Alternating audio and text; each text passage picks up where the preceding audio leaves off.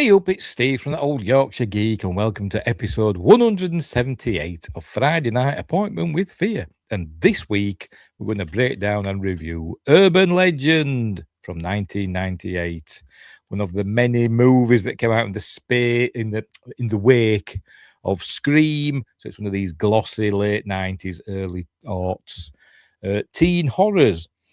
So that's what we're going to do. But before we get going, don't forget to like and subscribe. It says it all down there. Look. Like and subscribe, share the videos, drop a comment, hit the notification bell if you're subscribed already. Right, we're live on YouTube. Just double check. Yes, we are. We're live on YouTube. And we're live on Rumble. Yes, we are. Not live on Twitch because I don't do Twitch anymore for reasons. But anyway, explore the description for links for stuff like merch and me books. There they are. Amazon Kindle and paperback. Give them a whirl. They're a bit of fun. And what else? And links for me websites, my other channels, and my social medias, and my Spotify, my Patreon. I've just added a video to the Patreon for Patreon members today. And what else? Become a member, and you get early access videos and exclusive videos. I know I've not done a lot recently. I don't know why. I've just not felt up to it. Nothing's caught my eye. Nothing's interested me enough to do like a video about it. So I just seem to be doing live streams lately. But anyway, never mind. Right, so off we go.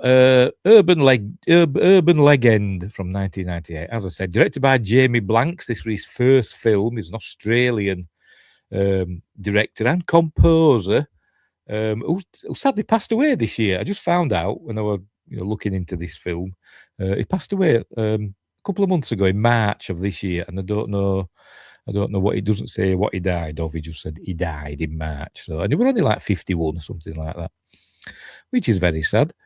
So directed by him, written by Silvio Horta. Cool name. But anyway, he appears in this film briefly. I couldn't tell you what he looks like, but he is in it briefly. It stars Jared Leto, Alicia Witt, Rebecca Gayheart, Joshua Jackson, Loretta Devine, Tara Reid, Michael Rosenbaum, Robert Englund, and an unbilled Brad Dourif. He appears in it as well. Music by Christopher Young. And it had a budget of $14 million, box office of 72.5. So as usual, it did all right. Horror films generally do. But anyway, Wingrace says, not even the UFO picks their release today. Yes, I'll be doing that on Sunday. On Sunday, we'll be doing a UFO live stream where we'll look at that. Not all of them, obviously. I went to the website. Going off on a tangent already. Went off to the website, the war.gov. I thought they were doing a aliens.gov website. Anyway, whatever. The war.gov website /UFO. And there's like 161 files to download. And I thought, I can't be bothered. Okay, so we'll just look at them on Sunday. But anyway. Right, so what else was I talking about? Yeah, so there we go. So, and it is a decent flick. I've watched it like 3 times. I say a decent flick. It is. I do enjoy it. But it's not one of my favourites. I think Jamie Blanks' next film after this was Valentine, which is a similar sort of film, which I do enjoy more, I think. But Urban Legend is pretty good. It's very much like similar story to what we did last week, Graduation Day. So that was set in a school and that, wasn't it? As this is, set in a university. But anyway, we'll get into that once I start waffling on about it. Right, so is that it? Shall we get on with it? We're not going to watch the film because YouTube will go mental. We're going to go through it in a series of stills, may play the odd snippet. I'll try and remember what I have gleaned from the behind-the-scenes thing, which isn't very long, and the audio commentary, which is on the disc, which were quite entertaining, I must admit. Oh, I'm burping already. Only just starting, I'm burping already. I'll blame the chili. Right, so we'll get that up. There I am. Oh, crikey, make up in now. And we'll add this to the stage. There we go. Right, off we jolly well go. Let's begin. Is it going to come on? Oh, steady on. What happened then? What happened then? We went to some weird widescreen format all of a sudden, didn't we? Right, so here we go. The TriStar logo. We come on, horsey. There we go. The TriStar logo.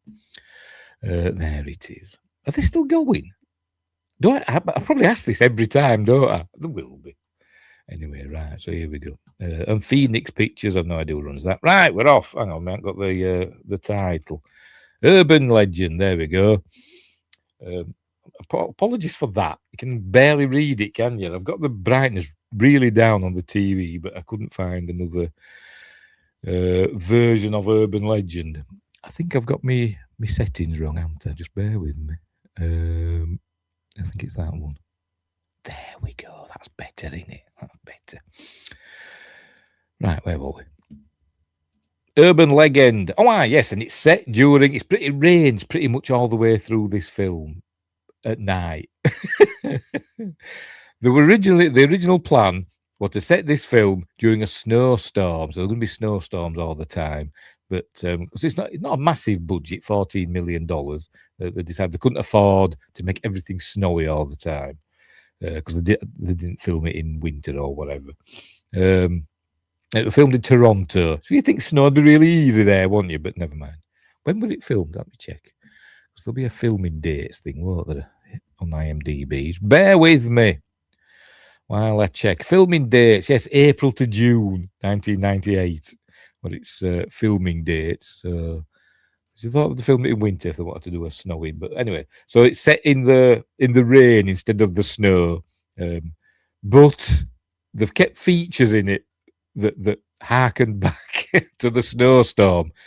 Most notably, the costume of the killer, which is like this thick coat with a fur lining and all that. Original, and other people wear them. You see lots of these same coats in this film because it was supposed to be snowy. Anyway, right. So where were we? Right. So there we go. Jared Leto, who's not weird in this film, or maybe a little bit. I don't know, but he's kind of creepy, isn't it? Anyway.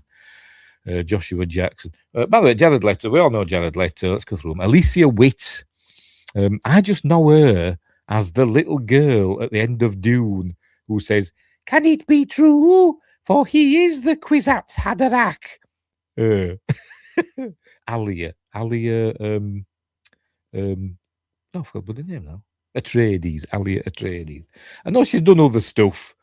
Twin Peaks and all that, but I just remember her as that. But she's all grown up in this one. Joshua Jackson, well, there's another one in between there. Yes, Rebecca Gayheart. When you see her, when I saw her, I thought, I know her from loads of stuff, and I looked her up, and I thought, I think the only other thing I've seen her in is one of the Scream films.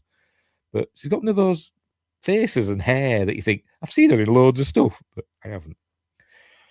Anyway. So what are you doing? There we go. Joshua Jackson. He did one of them teen things, didn't he? I forgot what it's called now. Windgrace will tell me. A TV show is famous for, which I've never seen.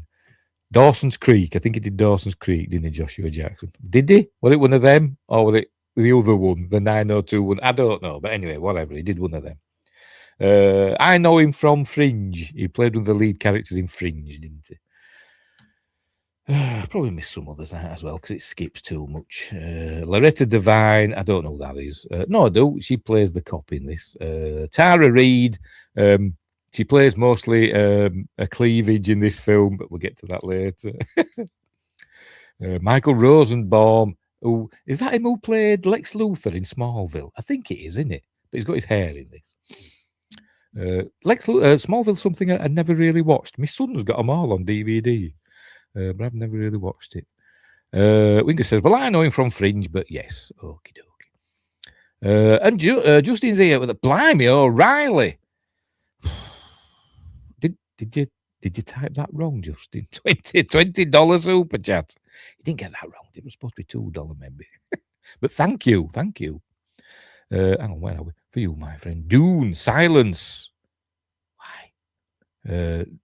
Dune is Dune 84 is an amazing film. I love Dune. But thank you very much for that. That is amazing. That's pretty. That means I've got me StreamYard's covered for the month, hopefully. Unless they put the prices up, you never know. Yes, I mean, thank you, Justin, and welcome to the show. We've only just begun. Unga says, yes, he's Lex, and he voiced the Flash in Justice League something. United, Unlimited, Unleashed. I don't know. I imagine it's a cartoon. He yelled that. So all right, fair enough. Yes, he did, didn't he? To the Emperor, to Hosey Ferrer as the Emperor. Anyway, where were we? There's a car driving as well. We've seen a car driving. Danielle Harris. I was surprised to see her name. By the way, before I decided to do this, I'd seen this film originally when it came out. So back when it first probably came out on it'll probably be VHS, to be completely honest. I probably rented it from the VHS library. And I've not seen it since, but I've watched it like 3 times in the last couple of days. So I'd forgot who were in it. And I was surprised to see Danielle Harris's name. A scream queen now, isn't she? She's famous for, Halloween and the they call them the Hatchet films and stuff like that. Wingress says Unlimited. All right, the animated series that was a spin-off of Batman, the animated series, with Jeffrey Combs as the Question. Okie dokie. I've not seen it. Not seen it. And Justin says the Lex actor has a podcast also. Yes, he has. I think I haven't seen it, but I've seen other people mention it. Yeah. I was in a show called before Smallville called Jack and Jill. Said there. So looked at more information than I knew. Anyway, that was Daniel Harris. John Neville, you may know as what do they call it? The well-dressed man from the X-Files. But he's done loads of other stuff. For some reason, there's 2 English actors in this film. There's John Neville. There might be more, but there's 2 in particular. There's John Neville and there's Julian Richings. And for some reason, in the commentary, they keep calling them Canadian. I know it was filmed in Canada. Nearly said Canada. It was filmed in Canada. And maybe they live in Canada, but they are English actors. But anyway, he might pop up next. Is it going to come on? Just said, and Robert Englund. Julian Rich, you'll know his face when you see him. I'll point him out. He played Death in Supernatural. Lex was also in a show called Imposter or Impastor, I don't know. Where he was a con artist pretended to be a pastor. All right. So Impastor, right? It's a play on Imposter. Yes, and Robert Englund. I forgot did I mention him? Yes, I did mention him before, didn't I? Right, so off we go. Right, a car driving in the rain. Music by Christopher Young. Right, so and we're listening. She's listening to the radio. Is this lady in this car? There she is. This is Tara Reid we're hearing, but that's not Tara Reid. To be honest, I don't know who that is. I will have to look her up. Cast. Right. Come on, work. There we go. Where is there? She is Natasha Gregson Wagner. That's who that is. As Michelle Mancini. She's listening to the university radio. Apparently, don't know where she's going or where she's been or whatever. But it's a humorous story. She's got to deal with these college kid problems. But anyway, off she goes driving away. And she nearly crashes because she's an idiot. She's listening to the radio. She decides she wants to listen to some music. So she starts fumbling about in the back seat. Oh, look, notice the coat there. Yes, I didn't notice. It never occurred to me. Spoilers, by the way, for this. She's fumbling about in the back seat. We see the coat there. That is the killer. So we see the killer earlier. So I'm guessing she doesn't notice that there. Unless she's got a coat exactly the same and the killer's just underneath it. But spoilers, the killer's already in the car with her. I think, because she doesn't stop the car until she gets to a gas station in a minute. And Justin sent a thanks to Wingrace as well. This is very generous, is Justin here. Amazing. Anyway, where were we? So she's looking for tapes. Remember tapes? Anyway, because she's not looking where she's going, because people in films never look where they're going when they're driving, do they? She nearly crashes the car. Look, and I was saying, stupid girl, you deserve everything that's going to happen to you. There we go. But she doesn't crash. And then she puts on some Bonnie Tyler. There she goes. We'll have a listen, eh?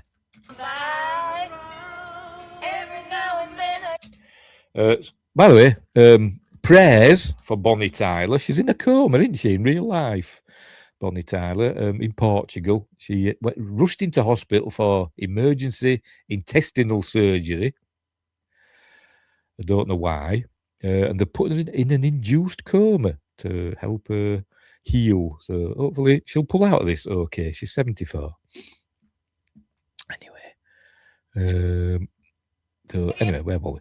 So she's listening to some Bonnie Tyler. And not paying attention, not paying attention to the plethora of dials on her dashboard. All I've got on my dashboard is the temperature gauge, the fuel gauge, and the speedo, and that's it. And these here, what they call them, odometers. Not ain't got an oil. If the oil goes, just the light starts. I ain't got an oil meter or a battery thing either. But anyway, whatever. Sorry, I'm just looking. She hasn't done many miles. It's a newish car, isn't it? Only done 6,000 miles, unless it's gone round the clock once. Anyway. There we go. Anyway, she's nearly run out of gas. And as we look, you see, we can see it actually getting lower. So it's guzzling petrol is this thing. Are you ready? Look at it. It's guzzling petrol. A meter for Odo. Yes, a meter for Odo. You can see how many times he shapeshifts. Anyway, there you go. It's showing us a close-up.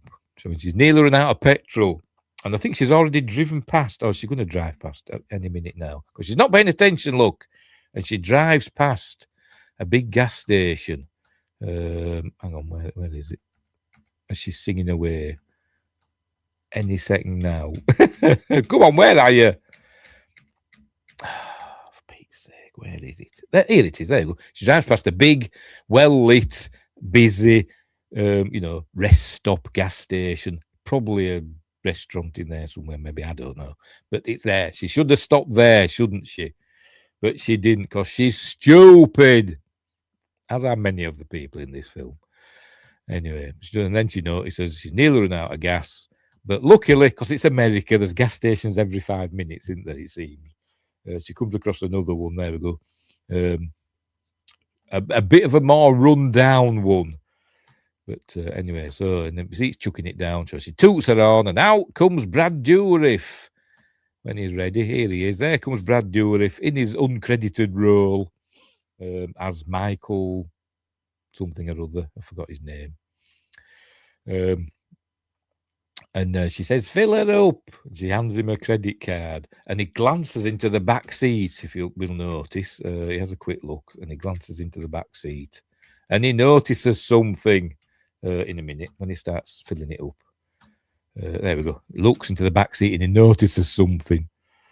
So anyway, he goes into the petrol station and to check on her credit card. Then he comes back out. The thing's automatically filling up.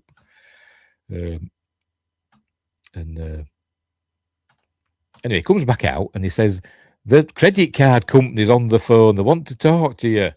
And she says, okay. But by the way, it's got a really bad stutter as the character.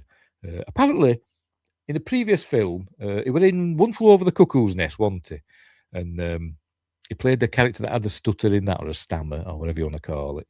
And apparently he said he'd never play one again, a person with a stammer again, but he did for this. So there we go. So it's coming across a bit weird. So we'll say it like that. So anyway, in she goes, and he scares her basically. He's trying to tell her something, but the words won't come out, so she gets scared and she tries to run away from him. And anyway, so he's trying to attack her, but he's not. And she runs away, and he's trying to stop her and say no. She drives away. The petrol thing comes out and everything. And then there we go. As she's driving away, there we go. He's screaming at her, "Someone's in the back seat." So there we go. By the way, yes, urban legends. It's all about all the kills to do with that urban legend. Always check your back seat. There might be somebody hiding in there. Stuff like that. That's what they're all the kills are based on. Justin says there were some interesting scary films from the Scream craze. Did Kevin Williamson work on this? I don't think he did. Let's have a look. Like I said, it was Silvio Horta who wrote it, produced by Gina Matthews, Michael McDonnell, and Neil H. Moritz. I think they call his character Michael McDonnell after one of the producers. I think they do. Or is he? Yes, they do. Brad Dourif as Michael McDonnell, uncredited. But yeah, no, I don't think Kevin Williamson had anything to do with this. But it does have that kind of style to it. They were all much of a muchness, weren't they, at this time? I think Scream, I know what he did last summer, Urban Legend, Final Destination, and many, many more. But anyway, so he's screaming at someone in the back seat, but she can't hear him, obviously. But he's a goodie. He was a goodie. But anyway, so she's driving away, being all upset. But then, here we go. Somebody gets up. There we go, in the back seat. We see, where is it? Come on, lightning flash, so we can see. There we go. See, there's somebody in the back seat. Look, I'm trying to stop it where the lightning's flashing. Never mind. With a big axe. And it chops her head off, basically. There we go. She sees the axe. Wow. By the way, originally she was supposed to be in a Range Rover, I think. A Range Rover or a Land Rover. I can't remember which. I think they said Range Rover.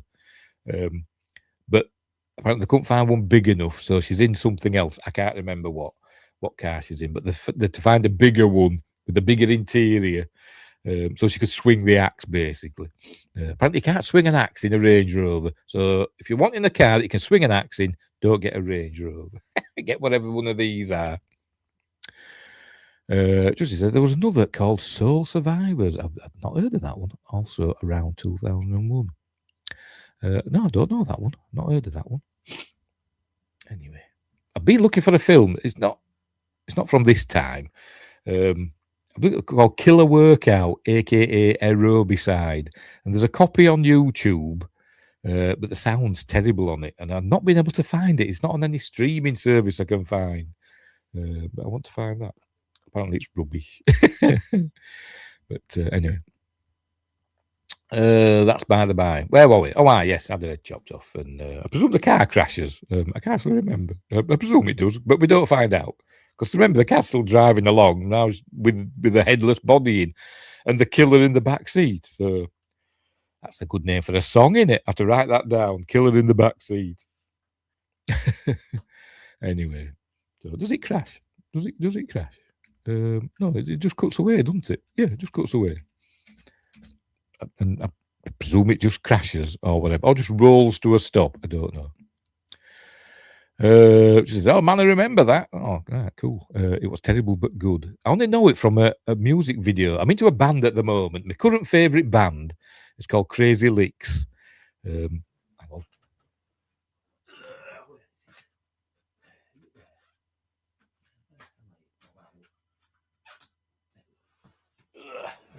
Oh, crikey. Squeaking. There we go. Crazy Licks. Got a CD by them. I've got an LP coming out of theirs as well.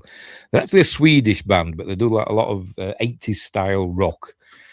And they do music videos that they just put on YouTube, but they call them unofficial soundtrack videos for some of their songs.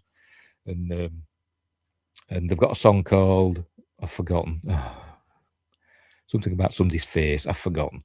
But to do it to the movie Killer Workouts. That's what I'm trying to find it. Anyway, Crazy Licks, great band. I love them. Anthem for America is probably my favourite song at the moment. But look it up. Right, where were we? Oh, yes. Right, so now we cut to Pendleton University, which is apparently made up. It was supposed to be like the northeast somewhere in America. I'm not exactly sure where. Does it say? So we'll see if it says in the plot description. But something like New York-ish, that general area.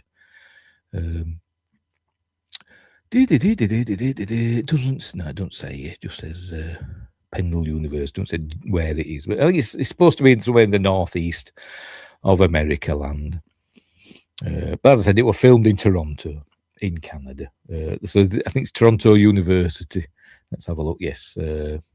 Sorry, well, no, I'm lying. Trent University in Peterborough, Ontario. Oh no, it is the University of Ontario. There we go. And other parts are filmed at the university. So filmed across a couple of learning educational places. Also Humber College in Toronto. So there we go. So, anywho, where are we? There we go. So here we are at Pendleton University. And it's still raining. And here's Tara Reid. There she is. Who we just heard on the radio. I can't remember her character's name. Sasha, I think it said, didn't it? I think it said Sasha. Let's have a look. Does it matter? I don't know. But yes, Tara Reid is Sasha. Who's the voice of this is the university radio. Is that a thing in America? I don't know. I don't even know if it is here. I've never even thought to look for university radio stations. Anyway, don't know what happens to this fella. He seems to be helping her out. He's like her engineer. But later on in the film, I'm sure it's a woman.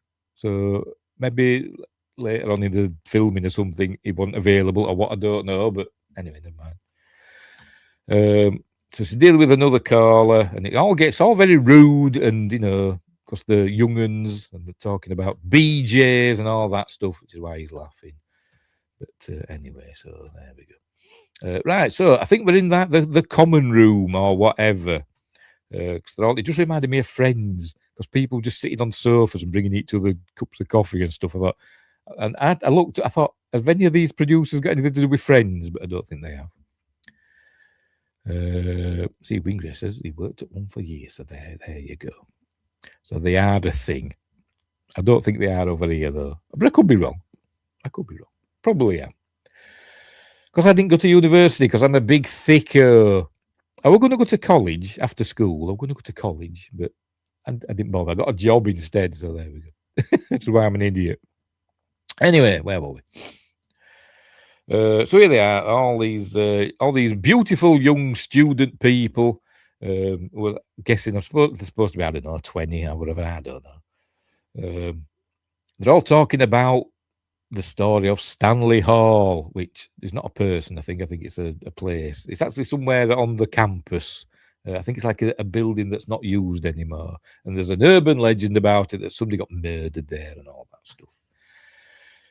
There's Michael Rosenbaum. He plays. Can't remember. I have to look him up anyway. Bloody useless. Where are you? Where are you, Michael? Why are you so far down? Where are you? Where the hell is he? What is that? Parker. He plays Parker. Right. There's Jared Leto in the background. He's Paul. Alicia Witt is whatever. Natalie, and Rebecca Gayheart, who's sitting next to her, is Brenda. Right. So he's telling the story. Paul's telling him he's telling it wrong. Whatever. So anyway, he's telling the story that this fella went and banged on every door in the camp in Stanley Hall, and if somebody answered it, he'd kill them. And he went on doing that, and then ended up ending himself. And that's the urban legend about it. It happened like 20 odd years ago, whatever. So he's telling that. And they're like, oh, very good. And so there's all that. We see they don't really get on, does Paul and Parker. They don't really get on. Paul works is a reporter for the student newspaper, and they don't get on. I don't know what he does. But he's there. But anyway, so off he goes to do stuff. All right, now they're going to go and do Bloody Mary now, which is another urban legend. But apparently the legend is if you go and say Bloody Mary 5 times in front of Stanley Hall, you'll hear something or whatever. Let's see what they say. Hang on, where are we? I know. Do it in a minute. Say it in a minute. Say Bloody Mary. There we go. Bloody Mary. Here we go. Person next. Just bear with me. I can't remember that line. I think, and they'll hear the dead. That's it. Time to raise the dead. They'll hear the ghosts of the people that were killed in Stanley Hall. Oh, there's the sign there on it. Sorry, Justin. Justin says, yes, it is a thing in America. Or was when I was middle school and high school. We had one, and our college did. Channel 1 was big also with Lisa Ling. Okie dokie. Anyway, where were we? Right, so they're going to say Bloody Mary in front of Stanley Hall. And I'm not sure if this is a real thing that happens. There we go. We can see that it's all boarded up, but there's a little hole there in the door. And they say Bloody Mary. And then they hear all this wailing coming through the door. Hang on, that's said it yet. Yeah, Bloody Mary, Bloody Mary. They're screaming. Hang on, there. Here we go. And I don't know if that's somebody messing about with them. I don't think it ever tells us. They hear all this screaming and moaning from inside. And I don't know if it's a setup or if it is a genuine thing that's happened to them, a genuine supernatural thing. I don't know, because it doesn't tell us. At least I don't think it does, because they run away scared. Oh, right, they come across Joshua Jackson, who plays... Oh, why can't I remember bloody names? It's got a D in it. Damon. There we go. I can't remember that. Just says Rebecca Gayheart. Man, loved her, but she had a fall from grace. All right. Also, she was married to a famous actor that passed. Yeah, I said it. I don't know if you were here. I said at the beginning, when you see her, when I saw, I thought I've seen her in loads of things, but then the only thing I could find that I'd seen her in was one of the Scream films. But anyway. But yeah, she's super pretty anyway. She reminds me a little bit of, I can't remember her name, you know what I'm like, I'm bloody hopeless. That actress that were in Chronicles of Riddick. I'm going to look her up now. So just bear with me, because it'll bother me. She reminds me a bit of a bit. Oh, come here, you bloody thing. Alexa Davalos. Reminds me a bit of a... Your Amazon account is linked to Amazon UK, where you can shop in UK English only. Shut up, Alex. Please select a supported language on your Alexa app. Shut up. Inside devices, select this device, then settings and language. Alexa, cancel. Silly mare. Bloody Alexa kicking off. Bloody hell. I was going to say Alexa Davalos, didn't I? That's why. She did a few good ones. Jawbreaker, not heard of that one. And a TV movie with Luke Perry. It was good. Okie dokie. Right, anyway, where were we? Right, so Damon's arrived. Joshua Jackson. It was kind of the comedy character. But anyway, he's arrived. So that's to distract you from what's just happened. I said I don't know what happened there, but anyway, there's Julian Riching. Is it a Riching or Richings? I can't remember. Richings, who plays a character called Janitor. But you know his face. He's been in loads of stuff. Let's say he played Death in Supernatural. He's been in loads of other stuff as well. Lots of red herrings, by the way, and suspects, people who you think are going to be the killer, because everybody seems to have the same sort of coat in this film, with the fur-lined hood and all that, which we would call a Parker over here, maybe. And one of the characters is called Parker. So is that deliberate? Don't know. I know it's spelt differently, but anyway. Right. So. Natalie, I can remember her name now, goes to her room. Now, is this unlocked already? Let me see. She's turned... No. Didn't. Right, fair enough. There's a bit later on when I'm thinking, can they not lock the door? Because something happens with this door later on that confuses me a little bit. But She goes into the room and we see Daniel Harris in a compromising position with a young man. I don't know if probably not. There we go. So she turns the light off. That's her roommate, by the way, called Tosh. So he was a bit of a goth and always having boys round. So there we go. So they're at it, and Natalie's puts her headphones in, so she doesn't have to listen to Tosh getting on with it with her current boyfriend.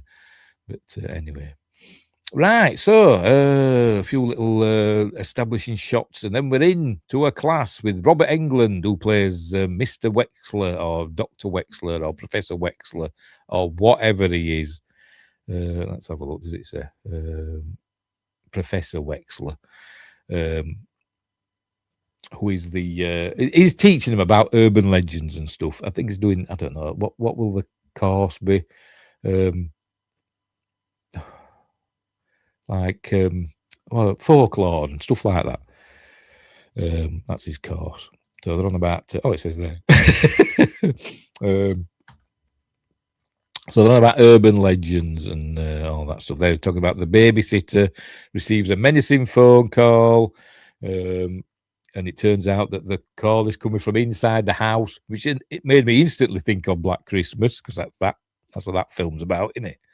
But they don't mention it here. Maybe they thought we might get copyright problems, but never mind. So he talks about that one, and so there we go. He's got pictures to illustrate. So it says it's all about, young women should take care with their babies and stuff like that. And then one of them says, I think it's Brenda says, maybe just don't babysit. Maybe that's the moral of the tale. Justin says Robert was in another good horror series, The Mangler, and he did a Dee Snider horror film. I don't know. I've not seen The Mangler. I've never heard of it. But I've not seen The Mangler. Strangeland, is that what it was called? I've not seen that Dee Snider horror film. I know he did a few, didn't he, for a while? Does he still do them? I don't know. But anyway, I've not seen any of them. I forgot what I want now. Oh, right. So they're talking about that.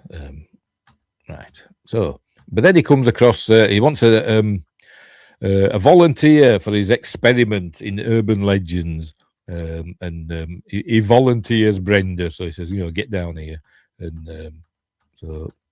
Oh, yes. Also, yes, we have a Chekhov's watch alarm thing going off. Hang on. There we go. The alarm on his watch goes off, and it's it's only there for a reason, so that we know something later on in the film. It's like the satellite phone in Jurassic Park 3. It's that sort of thing. Except we don't get a Spinosaurus coming to get you at the end of this. But yeah, so it's like Chekhov's phone alarm. They said it, in this. The scriptwriter said, I thought, maybe he's got to take a tablet or something at a certain time, and it's reminding him of that, or whatever. But it's just essentially for later. They're all giggling about it. So this is where it says, come and help me now with this experiment. So they're doing this experiment about what you call pop rocks over there. We call them space dust, which I think sounds more snazzy. But they used to. When I was a kid, I always used to say, if you eat 10 bags of space dust, you'll die because it'll make your brain explode and all stuff like that. But in this case, they're saying if you eat a bag of pop rocks and drink a can of soda, your stomach will explode. And hang on, Justin says, Strangeland is so bad, it's good.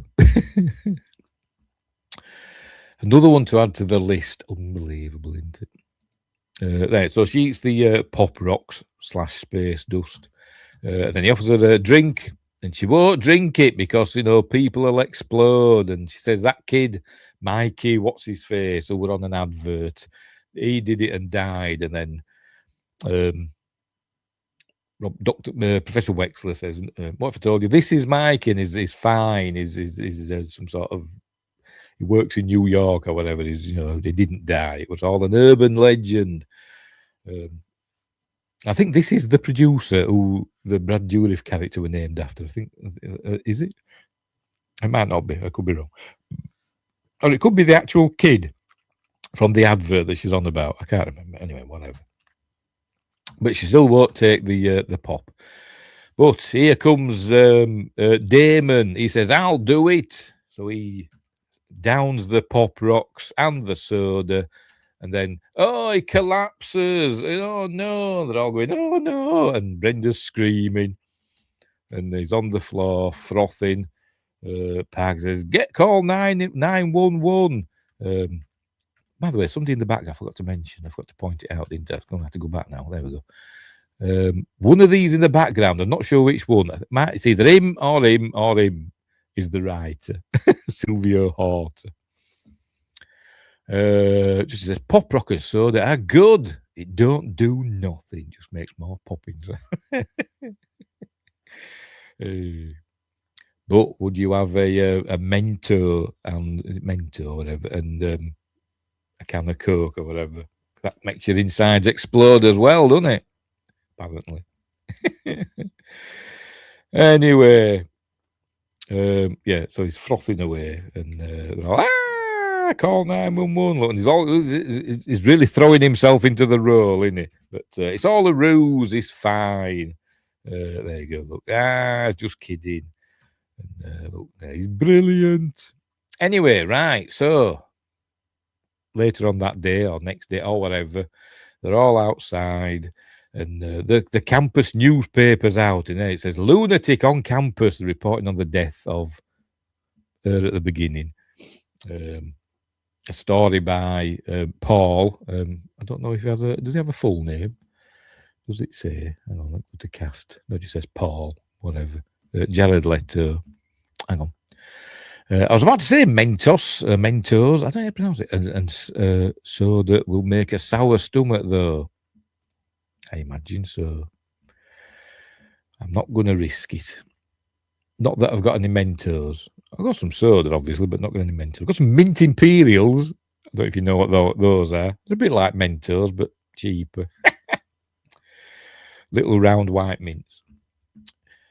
Because I'm old, and old people have Mint Imperials. Where were we?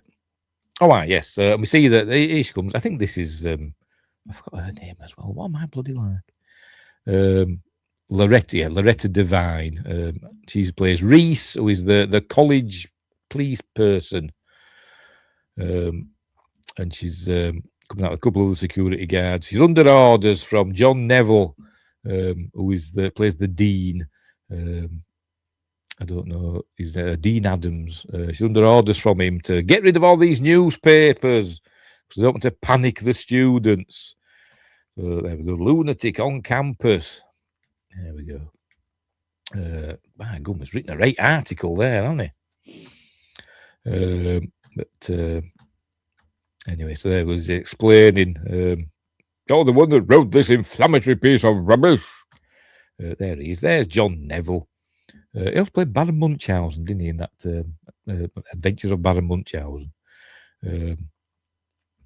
The Gilliam film, Terry Gilliam film, which I said I'm not a fan of.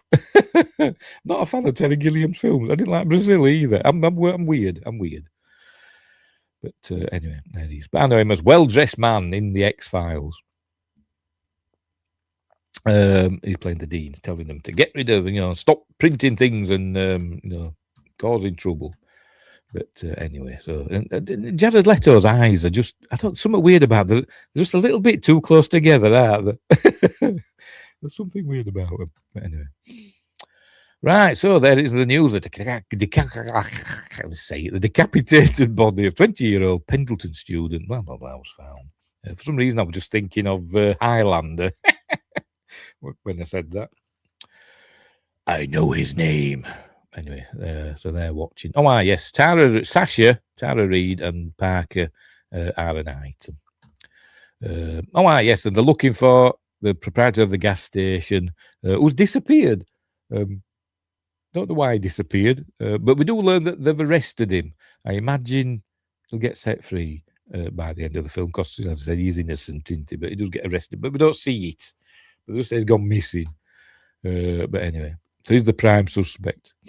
But anyway, right, so what happens next? I can't remember. We see that Natalie's distracted for reasons. We find out why. Anyway, I'm not saying they didn't know her, but we found that Natalie did know her. In fact, she was a friend of hers, and we find out what happened with them later. Right, so Natalie goes back to her room and sees that Tosh is on the computer, and you young'uns won't know about this stuff, and all that. But she picks up the phone. Here we go. Hang on, in a minute. There we go. She picks up the phone, and we hear. Oh, for Pete's sake, go back again. There we go. There you go. You can hear she's on a dial-up line. You remember them? Good old dial-up thing, no broadband back in them days, was there? You had to use your phone line, which meant you couldn't use your phone while you were on the internet. How young do you think we are? Yes, you're very young. Oh, we have that. Well, I'm just thinking of you young whippersnappers running around in shorts and with a catapult. I know you don't call them that. A slingshot and all that stuff in your back pocket. That's how I imagine you. With skinned knees and stuff from climbing trees. That's what you lot get up to. Anyway, where were we? She's on the internet. Apparently she's looking for dates on the internet. That's what she's goth dates. But anyway, so she doesn't get to use the phone. I think we're hearing, I don't know what we're hearing there. Are we hearing a message? It sounds like it, doesn't it? Yes, please call, from her mum. But she's got out, is this the yearbook she's got out there? I'm trying to see it. Mountain Lake High School, 1996, so 2 years earlier. So I think it's supposed to be set in 98, I think. But we see that she'll be there with, she's, it's them two, isn't it? There they are, look. Does it say? Team captains, yes, there we go. Michelle Mancini and Natalie Simon. Her last name's Simon. Don't think it ever says that. Oh, there they are again, look. We are old Zennials, or we are old millennials. See, I'm Gen X. Of course, I'm proper old. Beginning of Gen X as well. Not this rubbish Gen X that's like in the 80s. 60s Gen X, me. Anyway, where were we? There she is looking at that. So we see that she does know Michelle, who got her head chopped off at the beginning. Right, so anyway. So she's having a little chat with Damon, and they're going to go for a drive somewhere. There they are. I can't remember where they're going to go. But we see that his car doesn't start straight away, but it does eventually. They're good driving off. They're having a park, going to park for a bit. And he's obviously going to try and woo her. But then he decides he's got to go for a wee. Anyway, so off he goes in a minute. After the bit of bonding, but she's obviously upset. But he's going to go for a wee. And this is where he gets got. So he's doing a bit of a Janet Leigh. You think, oh, he's going to be in this film for a long time. But he's not. He's getting rid of him at the beginning. Hang on, where are we? Justin says, well, you were starting your life in the 80s. Well, I don't know. Like, by 1987, I was 20. The word millennial didn't exist when I was a kid. I was late 80s, says Wingrace. You old fart. Anyway. Right, where were we? So he's having a wee, and now he's going to get got by the killer. Have I missed it? I've skipped past it, haven't I? Here we go. So zips it up. There we go. Gets got. Ah! By the way, this killer's quite strong for who we find it out it to be by the end. Anyway, there are clues about who the killer is, but I've not noticed it. There's a line in Latin in the film that tells you who the killer is. It's the motto of the college, but I've not seen it anywhere. But apparently, it is somewhere in the film. But anyway, all right. So she goes looking for him. She doesn't know if he's being got. She says, "Come on, where are you?" But then she turns round and any second now, there we go. Comes face to face with the killer in that coat that everybody seems to have the same one. So there we go. So she gets back in the car and getting it, and then, like I said, this is another urban legend thing. She starts hearing a noise on the roof, and it's Damon. He's being hanged. There he is. He's hanging, and his feet are, tippy tapping on the top of the car. He's going, "Don't start the car," but obviously she starts the car. But not only is he hanging from a tree, he's not hanging from a tree. He is, but the rope is attached to the back of the car. The killer's attached the rope to the back of the car. So she gets it going and drives off, look, and thus pulls him up. There we go, up into the tree, and thus strangling him to death. Oh, excuse me. See, we're learning all about people here now. See, Justin was born in 82. Winggrace says late 80s. As in me, 80, the year 80. Oh, right, from, yes, 80 AD. The year after Vesuvius went up. Because, as we know, Winggrace is a pan-dimensional mega being and almost ageless. Anyway. Right, so, poor Damon's hanging from a tree. They do say earlier on, they do mention hung. Hung from a tree or whatever. Because I think they talk about this earlier on, this urban legend. And I'm going, hanging! But anyway, hanged from a tree. But anyway, she breaks the car, stops the car, and then the killer rolls off. And there's poor Damon hanging from a tree. And then the killer comes there and she drives off. I think, or does she get out? I can't remember what she does, but no, she gets out of the car because I think she crashes it. I think something happens to it. Damon comes falling down because she reverses, and he ends up going through the windscreen. There he is, sadly dead. That's it. She gets out and runs off to get Reese, the police person. Who is watching Foxy Brown starring Pam Grier. Because she thinks she's Pam Grier. There she is. And we see she's got this gun here, look. Just point this out. This is like Chekhov's gun, but there is two guns in this film. There's just one like that and one that's very different and bigger. But we've got to remember she's got two guns. Got that one there. But she's having fun there watching Foxy Brown. And in comes Natalie saying, "Oh, somebody's killed him, somebody's killed Damon." So they go out. There we go, back to so she must have run a long way because they've taken the car back. And there's obviously, it must have taken a while because by the time they get there, there's something like some forensic cleaning going on because there's no sign that anything's happened. Oh dear. Look, there's no sign. The car's gone. Damon's body's gone. The rope's gone. All the broken glass and everything is gone. No blood anywhere. Not that she can see anyway. Maybe she's just rubbish and unobservant. But anyway, so she thinks, she's telling fibs. That's saw we were right there. Well, don't believe you. Off you go, you young whippersnapper or whatever. So she goes back to the common room or whatever this is called. I don't know. To tell the others. And obviously nobody believes her. They all think Damon's gone off to, go with his life-size blow-up doll. So nobody believes he's dead. They think he's just gone off. I think they say he's got his parents or something own a cabin somewhere and he goes there occasionally. So there you go. Or something along them lines. So they just forget about it. And she's like, "But she was there." But never mind.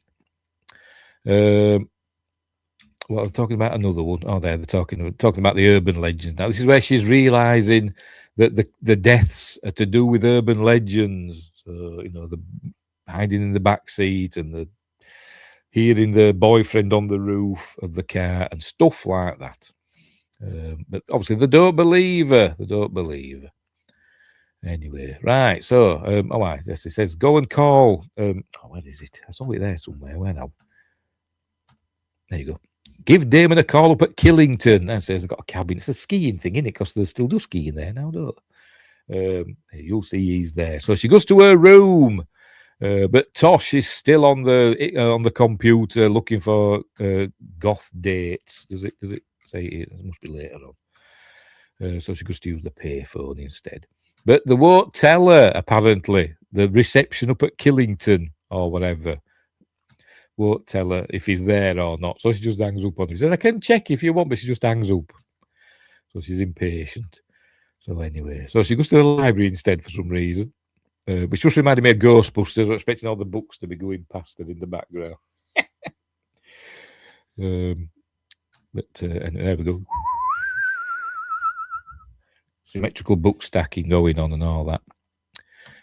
But she's looking for a book. Here we go. There it is. The Encyclopedia of Urban Legends, UL, which does get mentioned later on. I think it's just one time in the film somebody says UL, and the killer says it at the end. My favourite UL, and all that. What does UL stand for? Urban Legends. I'm dead. I tell you, I didn't go to university, so I'm an idiot. Anyway, yes. Get her. Shut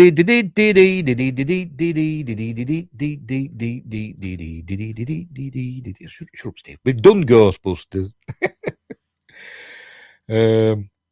Anyway, right. So, what's happened here? So she bumps into Sasha. What's Sasha found? I don't know. I can't remember. But she's got yes, a Kama Sutra with pictures. So she's happy.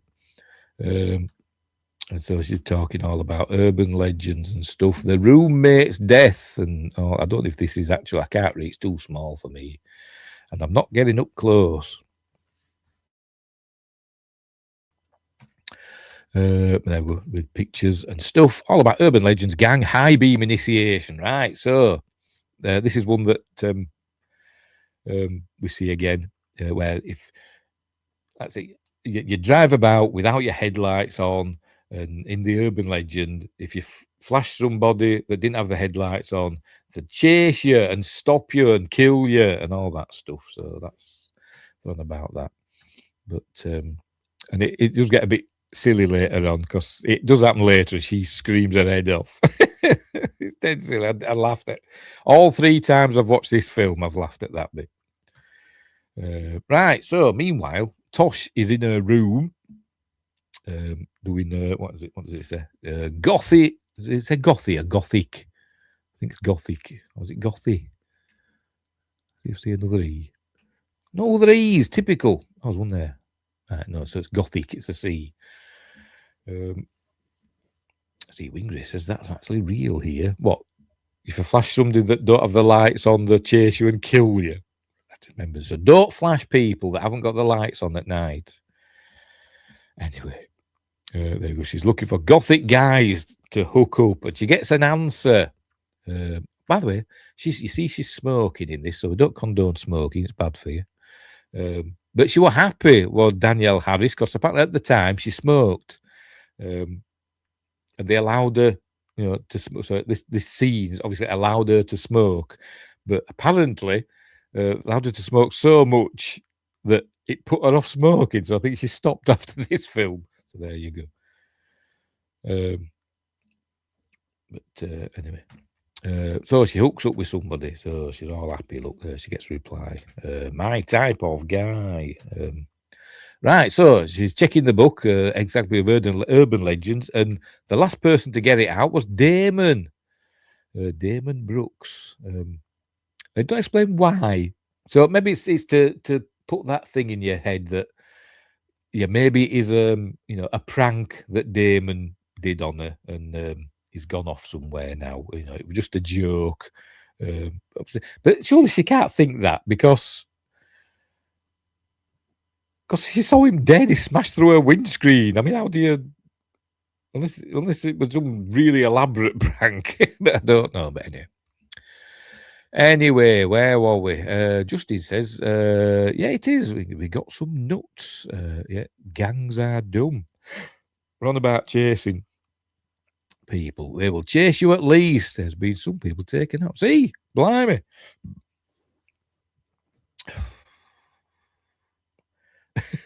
Do it here. You just toot their horn at you, or they like flash their headlights or whatever, and just say cheers or oh no, or just swear at you. But anyway, she's the last person to get it out with Damon, and so that's planting in her mind that maybe it is a bit of a con or whatever. But anyway, she's hooking up. She thinks. With a gothy guy, so it says, what room are you in? She says something like, "What room are you in?" And as she types that, she thinks, "I'm gonna go and freshen up." She types that in. Hang on, where are we? Go back. There we go. Tell me what room you are in. And before she gets an answer, she decides to go and freshen up. And it's this bit with the door here. I don't get it. Is the door broken? I don't know. Because she comes out. There we go. And she shuts the door. And I'm trying to see if there's something stopping it from shutting. You can't really make it out. And they didn't, like I said, the door didn't mention it before, but it doesn't, it's just pushed to. It's not shut. It hasn't caught on the catch or whatever. But anyway.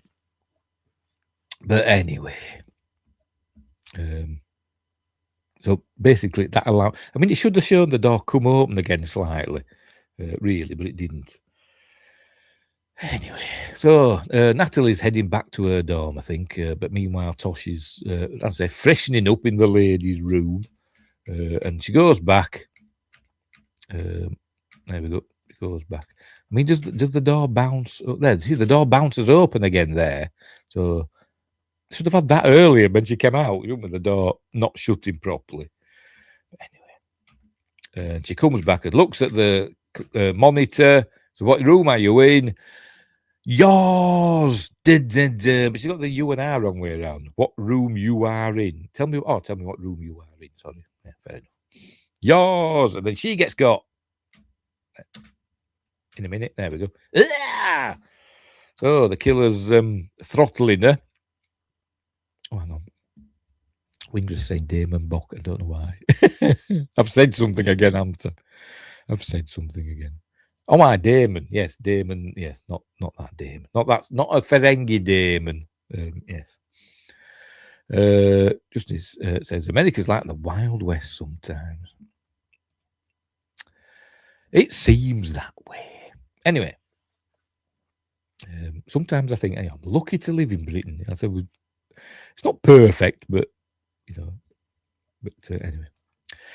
Right, where were we? Oh my, somebody passes her and says, sounds like Elvira is raising more than just the dead in there. So obviously everybody can hear her being murdered, but they'll think she's doing a loud love making. And I think we see her later on, I think. I could be wrong. I don't know, but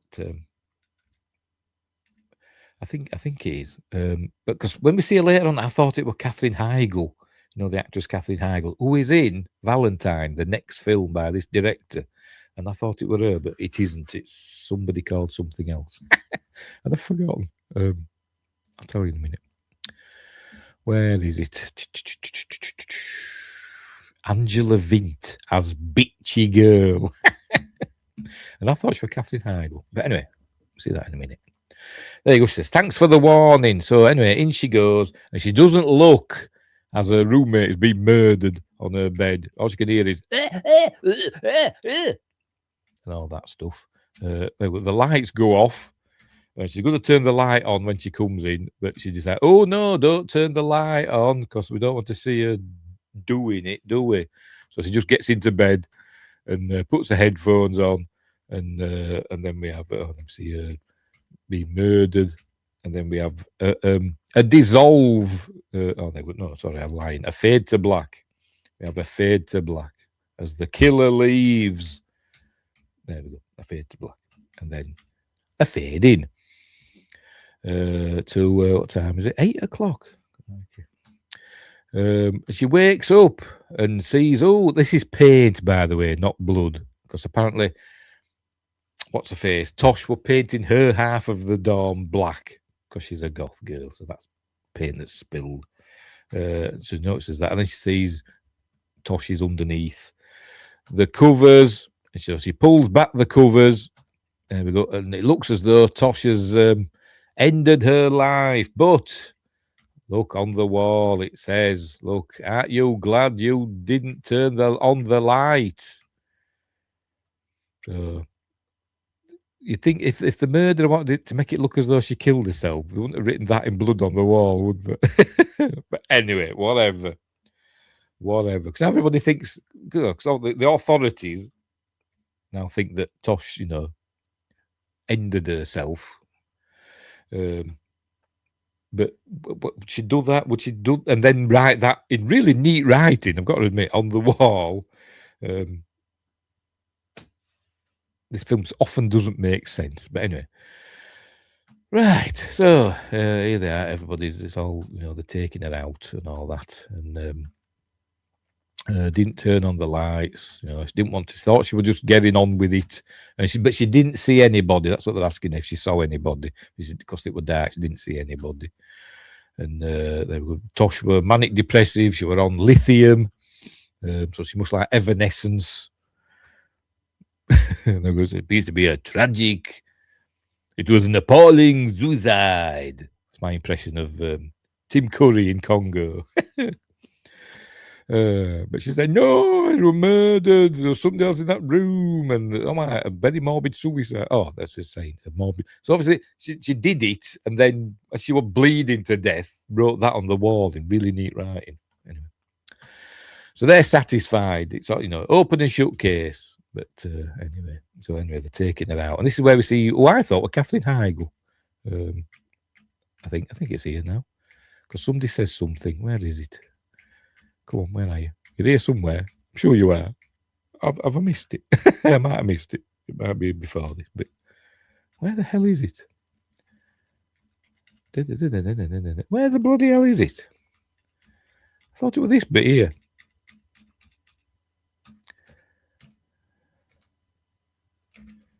Could have sworn it was this bit.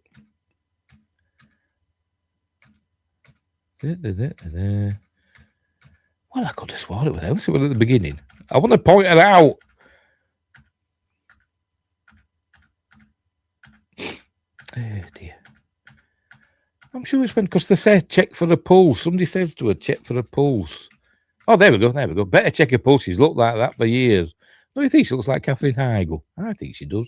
But apparently it's Angela Vint. I think it looks like Katherine Heigl. Anyway, whatever. Where were we? So nobody still believes her. She thinks these people are getting murdered in the forms of urban legends. Nobody believes her. But Paul might do in a minute. Look, it says, she was murdered. It is murder. Watson, the game is afoot. But so they're going to go and talk in his office, which says something of the world unite and take over. I don't know, is it a communist manifesto or something? I don't know. On the wall. But anyway, so he's unsure of it all. But she says something's going to happen because it's the 25th anniversary as well of the Stanley Hall massacre or whatever. We see there's the massacre bash there. There you go. Which apparently that's Leatherface from Texas Chainsaw Massacre in the background of that. No chainsaws in this film, as far as I know. So he says there's only one, we can go and check. So he goes to check up in this archive place, and there we go, all the yearbooks, and one of them's missing. 72 to 73 or whatever. 73, I don't know. There's one missing anyway for 73. Don't know where. I don't think we ever find out where that is. I don't think we do anyway. But so they ask the janitor, pardon me, if he knows anything, but he says no. So they go and break in to Professor Wexler's office with his snazzy brass plaque. So they break into his office, and he's not there, obviously. So they're having a rummage about, and she opens this cupboard door, whatever, closet, and she finds, where is it? In a minute. There you go. There you go. She finds that coat that everybody seems to have. This exactly same coat. But anyway. And an axe. But then Professor Wexler comes in and they hide, but then they get caught again. They think they think the coast is clear, but he's not. He's hiding behind that door. So they're rumbled. Right. So they get into trouble for that, for breaking into the professor's office, and they don't believe their story. He says he uses the axe in his lectures about urban legends and stuff and all that, which is why he had an axe. So anyway, so this is where we learn that Natalie's got a file, and she's been in trouble before for reckless endangerment. And this is where we find out what happened with her and Michelle Mancini 2 years earlier. And also Paul gets fired from the paper, from the newspaper. So anyway, so Paul's not happy. So he goes off, what are you talking about? Reckless endangerment. So don't want to talk about it. Anyway, so off she goes. She goes to the pool, which is where Brenda's swimming. In a minute. Another storm's coming, by the way, another rainstorm. So she sees Brenda swimming. If we can see it there, because there's Brenda swimming away. Look. And then somebody comes in. Oh, for Pete's sake, stop skipping over the bits I want to bloody see. Show us. There we go. Somebody comes in one of those coats that everybody's got. Remember, this was supposed to be set during a snowstorm in the middle of winter. So, but anyway, whatever. I mean, it's not even raining yet. So why is this person coming? This is a red herring. This isn't the killer. Obviously, Natalie thinks it is. So she's freaking out. But they do everything to try and make you think it's the killer, look. But it's not. It's just some person coming for a swim with a big heavy coat on with a hood up. Meanwhile, Natalie's trying to smash the glass with a chair. To no avail, because it's just a regular person who looks a little bit like Charisma Carpenter, but it probably isn't. But anyway, but anyway, so now she's going to tell Brenda all about her story. So here we go. That she knew Michelle Mancini. They haven't spoken in 2 years. And what happened? They were in Natalie's car. Michelle was driving. I don't know why Michelle was driving. Maybe she was the designated driver. I don't know. Maybe she'd been drinking. I don't know. But and they were doing that thing with the high beam initiation thing. They were doing that, and they chased after. So they turned their lights off, and this lad flashed them. So they chased after him. Obviously, they're not going to hurt him. They're just going to scare him. And it all went wrong, and they were in a crash, and he died. There we go. Lost control, ran off the road, and he died. There he is, dead. And they got into trouble, but because it were all just a terrible accident and all that, they didn't go to prison or anything like that. But anyway, but she still feels all guilty. She wishes she could do anything to take it all back. But anyway. Right, so what's happening here? Yes. He's packing up. He's packing his stuff from his office, and he finds, I think somebody's put something in his, I think it's the janitor, I think, has put this in his desk, an old newspaper. There you go. Sole survivor, William Wexler. He was the only person that survived the Stanley Hall massacre. There he is, from 1973 or whatever. Can we read it? I don't think. Melbourne, New Hampshire. There we go. I think they called it Melbourne. I don't know if there's a Melbourne in New Hampshire, but they named that because that's where the director's from. Although in the commentary, he does have a bit of an Australian accent, but his cadence and the way he speaks, he sounds a lot like Joss Whedon. Anyway. There are two types of school administrators. What's that got to do with? I don't know. But I'm guessing this isn't a real. I didn't bother typing up an article. Anyway. There we go. See it now. Those who have faced a crisis and those who are about to. In an ideal world, one would like to prevent all school crime and ensure the safety of each staff member and student. Oh, right, fair enough. I mentioned Melbourne again. I'm not going to read it. Yes, it is. That's the written article. The killer and all that stuff. Anyway, whatever. So that's a connection. So it's another thing that's, you've got to think that Wexler's the killer. But is it going to show a date? There we go. 1973, April 24th, 1973. Right, so he's thinking, it must be Wexler that's the killer because he's the sole survivor and maybe he's gone mental and all that. Don't know. Anyway, this is Dean Adams's car. They're in Maine, not New Hampshire. Or maybe they just registered it in Maine. I don't know. Maybe you know Stephen King. Don't tread on me. Is that the thing for Maine? I don't know. I thought it was Texas. I don't know. Or was it New Mexico? I don't know. One of them has got that on the flag, haven't they? He's checking the back seat of his car. See, even he's, subconsciously maybe, thinks of the. I mean, we all knock on wood and stuff, don't we? Really, but anyway. But he doesn't see anybody, obviously. But then, hang on, there's somebody there. Oh, it's Reese is there. Oh, and he tells her, it's a bit off with her, and she calls him an asshole under her breath. But anyway, so off she goes. But as she leaves, she must get away really quickly. She must run off or something because almost instantly he's going to get in his car.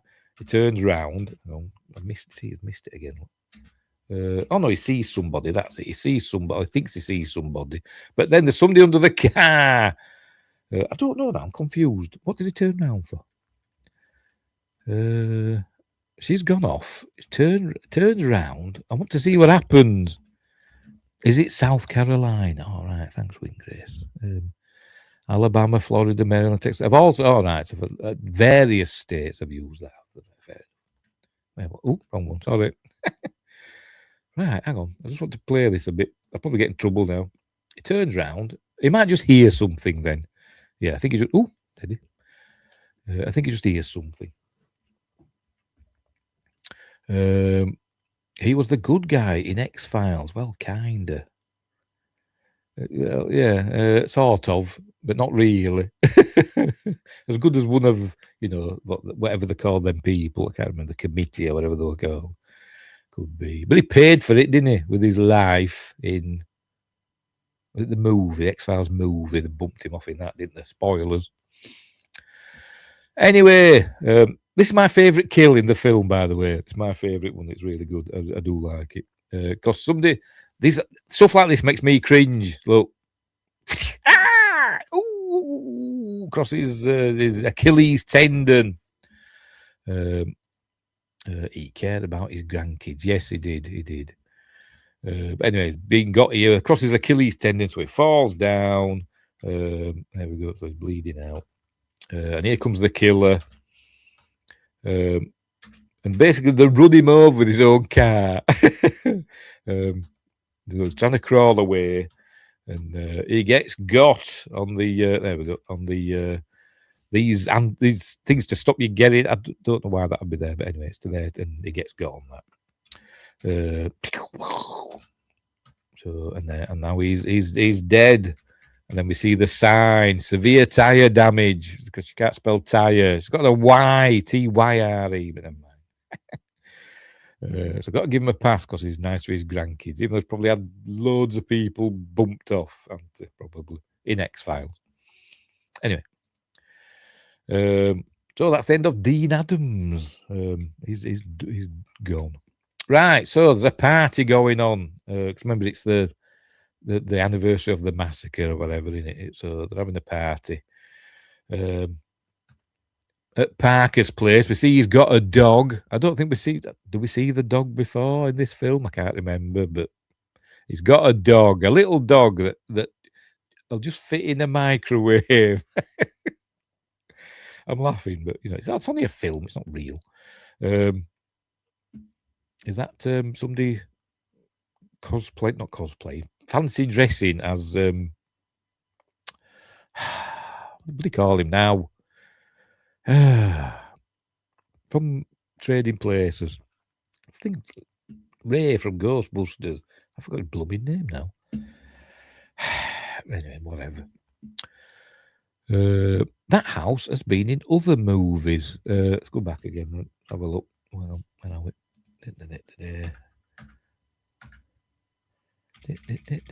Let's have a look.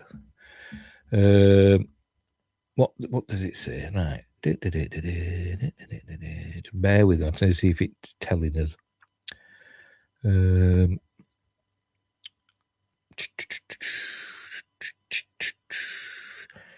See, the Humber College, Trinity College School, school facade, University College, Ontario. Shall we say Humber College? Right, I'll open that up and see what it says. Let's see if we can find out. According to this, if it is that, it's been in Police Academy. If you'll scroll, stupid page, Equus, Strange Brew, Strange Invaders, Blue Monkey Folks. Oh, yes, you might be right. Psycho Girls, Haunted Mask 2, Part 1, The Good Soldier. There we go. So I'm going to look it up now. I forgot what we called it. There we go. Humber College. Right, let's get to Google Maps. Let's open up a Google Maps and see if it is that building. Where's Maps? Where are you? There you are. Let's do some research. I don't know which one to pick. We'll try that one. Where are we?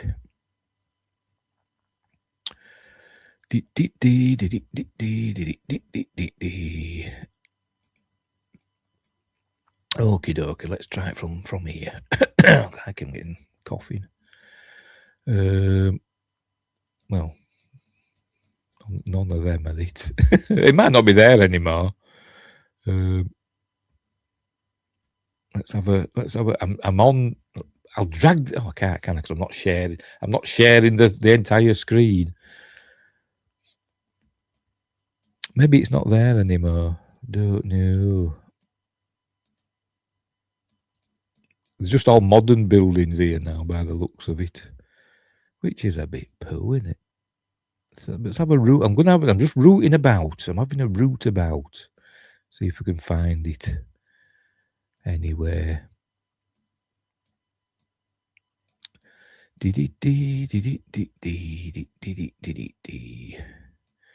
They're just houses. Because it's a very distinctive building, isn't it? No. I don't know. Let's try another one. Because it give me various options. Right, we'll just try the first one. There we go.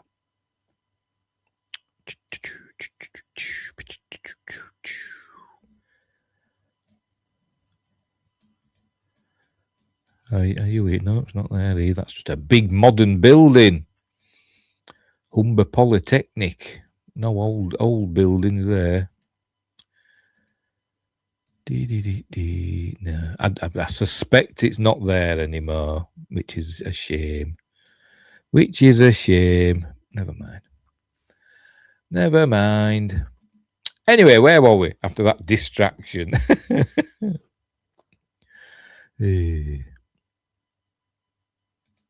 It's on the captions. Hooty. Yes, it is. It was in a couple of horror films, that house. Yes, like I say, we're in. I forgot where it was now. Never mind, I've lost it. Oh, there we go. Police Academy. According to this, Police Academy, Urban Legend, Equus, Strange Brew, Strange Invaders, Blue Monkey, Phobia, Happy Hell Night, Psycho Girls, Higher Education, Head On, Haunted Mask 2 Part 1, and The Good Soldier. That's what films that building, if it is that one, has been in. But I don't know. Anyway, anywho, let's make sure we're okay. Yes, it still says stream is healthy, I think. Yeah. Right. Where were we? To that sojourn. Right. So, yes, got a dog. Right there, he with his dog. What do they call him in the thing Ghostbusters? Why am I blanking?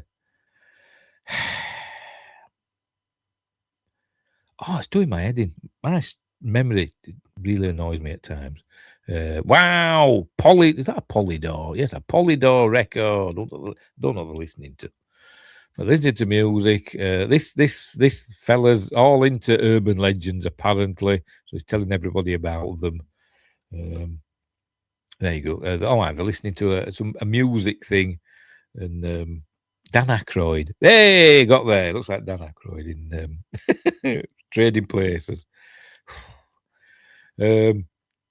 Listening to somebody apparently, being murdered in real life off a 911 tape. So he's telling Tara Reid, who looks very lovely there.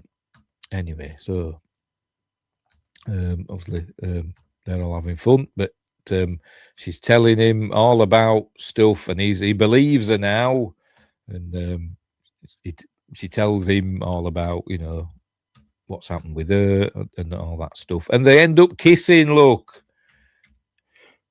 in a minute. There we go. I forgot to mention earlier on, Brenda really likes Paul, and she did mention earlier on that she'd like to hook up with Paul, but now she catches them killing, so she's not kissing, so she's not happy about that. So she storms off in a huff. Look, she's crying. Anyway, who's that? Can't remember. This is Reese. I think she bumps into the janitor. That's it. She bumps into the janitor, and it scares her. And she goes into Wexler's office. Sees Wexler's doors open, and it's all dishevelled, and there's blood on the floor. And we see that she's got a little gun out. There's blood on the floor. She slips on it. There we go. There she goes. But there's no sign of Wexler. Wonder where he is. Anyway, Paul's telling Parker they've got to stop the party because there's a killer on the loose on campus. And obviously he don't believe him. He gets to tell him, stop the music. We've got to stop because there's a killer and all that. But everybody go home. But he don't believe. He don't mean it. He's being sarcastic. So we get a bit of Tara Reid cleavage. We'll get more of that in a bit. But so obviously they're not going to stop the party, and they carry on. And so anyway, so he says he's going to go and get help. He tells Natalie to stay in the house, stay there, obviously with other people, where she's safe. But obviously she doesn't. But he says, stay here. I'm going to go get help. And Sasha says, I'm going to go to the radio station for some reason. She's going to do a radio show randomly, as though she's just decided to. Or maybe it's time. I don't know. But she off she goes. Off she goes. There we go. She gets in the car. But this woman, who I think this is her engineer. It was a bloke earlier on. Anyway, right. He gets a phone call. So this is the old. He thinks it's Damon because somebody phones up and says you're gonna die tonight. There we go. And he looks at the phone. Damon Brooks. So I'm guessing Damon has another line in his name in the house. I don't know. He says, "Oh, right. So this is the old urban legend of it's somewhere somebody in the house." And then the person on the line says, "No, it's not that one. This is the one about the old lady who dried her wet dog in the microwave." So he goes, "Oh no!" That his dog that we just learned about was running down. We hear the microwave ping, and he opens it up, And hang on, there we go. And we see his dog's being got in the microwave, which is so Justin doesn't like that bit, I imagine. No dogs were harmed in the making of this film, although apparently it is a real stuffed dog that they used. Apparently, not like a fake dog, a real stuffed dog. But they didn't kill it just for this film. They just found a stuffed dog. Anyway, so his dog's being killed, and then he starts running around the house. I'm gonna get you, and then for some reason just runs into the bathroom and starts throwing up in the toilet. And then the killer there we go, dunks his head in the toilet and knocks him out, apparently, because then he comes to, is tied to the toilet, and now the killer's going to finish him off. There we go. TOYG hates animals, confirmed. I love animals, me, particularly cats. I'm a proper cat person. Anyway, they just hate people. No, I don't hate anybody. Genuinely don't hate anybody. And I kind of should, but I don't. Anyway, she shoves I nearly give it away then, didn't I? The killer shoves that in his mouth and shoves some pop rocks in, space dust, and some drain cleaner. Hang on, where are we? And some, like I say, some detergent or whatever. Justin says, "Nah, I hate that. No doggy or cat should be harmed in movies, even if fake." Well, like I say, we're already dead, you know. They didn't go and do it just for the film. Even Telly. Yes, I don't even hate Telly Savalas. I just don't like him in films. I'm sure he was a lovely fella. Anyway. Right, so he's dumping that in, there we go, in down Parker's throat. So obviously that finishes off Parker. So that's another one. Bites the dust. Din, din, din. Meanwhile, Reese is trying to phone the proper police and to no avail. There we go. Due to the storms, all units are presently responding to calls. He's saying, but something really bad's happening here and you can't be bothered. So it's just, I'll do it myself. She hangs up, so I'll do it myself. So off she goes. She gets, does it show it here or is it the next bit? No, it must be the next bit. Meanwhile, at the party, Natalie's trying to phone up people. It's not happening. Sasha's on doing her radio thing. We see she's got one of them, headset and microphone there, so she can wander around while talking to people, doing her radio show. That's me wondering about. And there we see her engineer in the background who is going to get got in a minute. I think the lights go out. There we go in the back. And we see her engineer get got. And the line goes dead. And hang on. Justin says, "Hey now, Telly is an American treasure." Well, you can keep him. I don't like Telly Savalas. Although I like lots of films he's been in, which is kind of annoying. But anyway. Right, where were we? Right, the line gets cut off, but the show is still broadcasting because this is now where we get a big. The killer is chasing Tara Reid's cleavage all around the building. This is in a separate building, by the way, somewhere on the campus. I don't know where, but it's another building on the campus. There we go. Getting her with his axe, and she goes running off saying, "Help me, oh, crikey." And everybody's listening to it on the radio and thinking it's, there we go, bit of cleavage, look. Everybody's listening on the radio. And there she is. "Oh, God, help me, please." I don't know what range she's got on this headset. It's a wireless one as well. She's not plugged in. So it's a great range because she's running all over the place and going up and down in elevators. We see TOYG hates Telly, confirmed. Just joking. I don't hate him. I just don't like him. As an actor, it does me head in. I don't like the way he holds cigarettes. Anyway. But I think she's trying to phone Paul, I think, or somebody. I don't know. But he's like thinking it's cool. Well, this is cool and great, but she's being chased about by the killer. She ends up going over this railing. This there we go. She ends up going over there, There we go. She's hanging. Apparently, Tara Reid did this stunt herself. Apparently, this dangly bit, this stunt. She's obviously on the harness, but she did it herself, so bless her. There she is.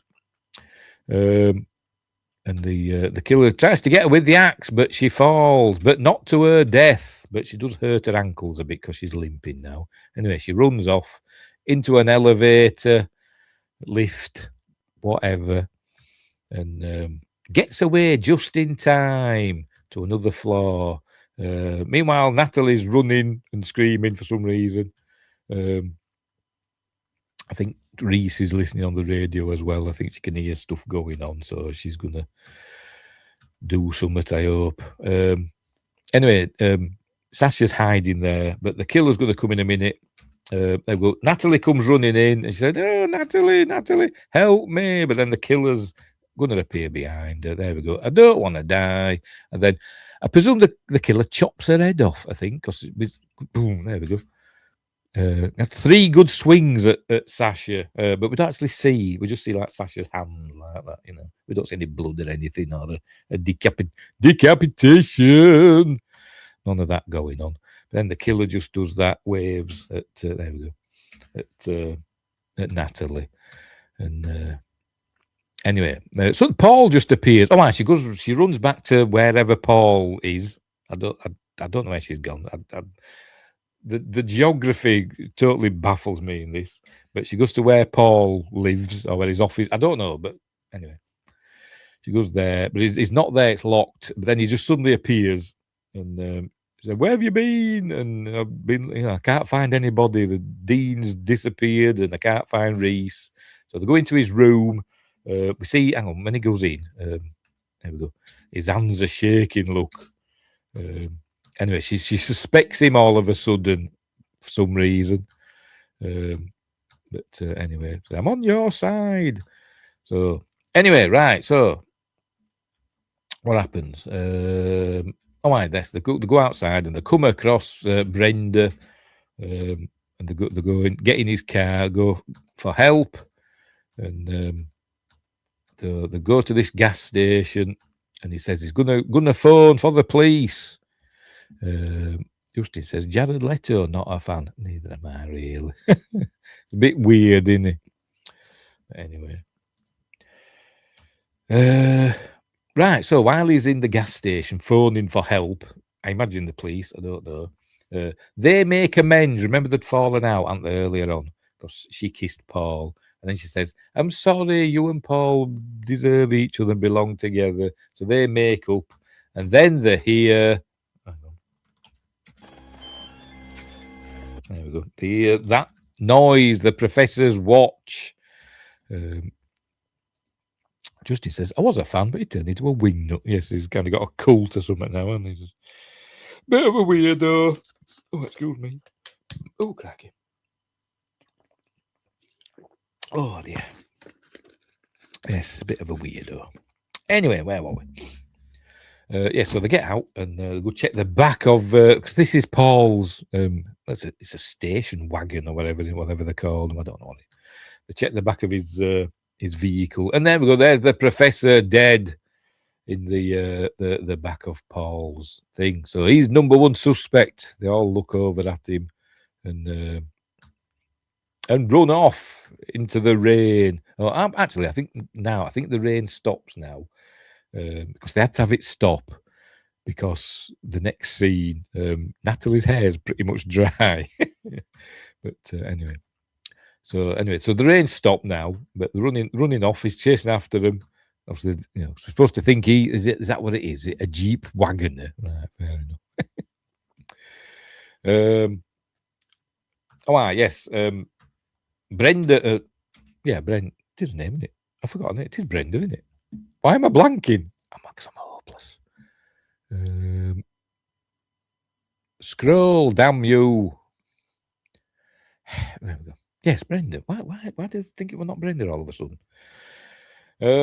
Brenda falls over. Oh, for Pete's sake. There we go. Where are we going? Back to campus. And Brenda, in a minute. Go on.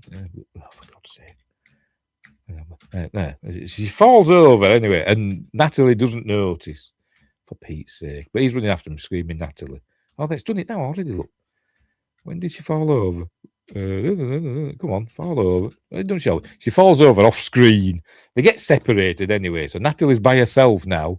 And she doesn't realise for a while. And then she stops and turns around and goes, Brenda. And then we hear Brenda scream. So we think Brenda's being got.